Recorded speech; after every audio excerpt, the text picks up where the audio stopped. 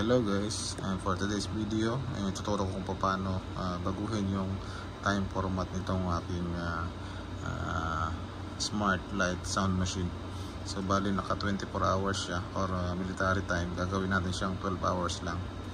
So meron ditong mga buttons.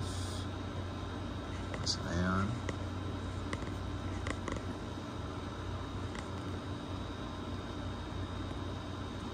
linaw ba?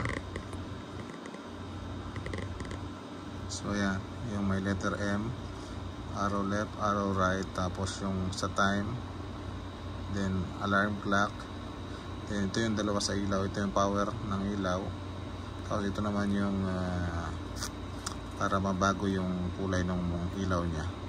So para mabago natin to, itong oras, gawin natin 12 hours. Ayan, press lang natin itong button na to sa time.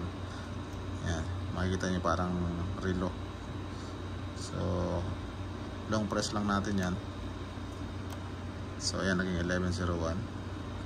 Long press, so naging 23:01. Ayan,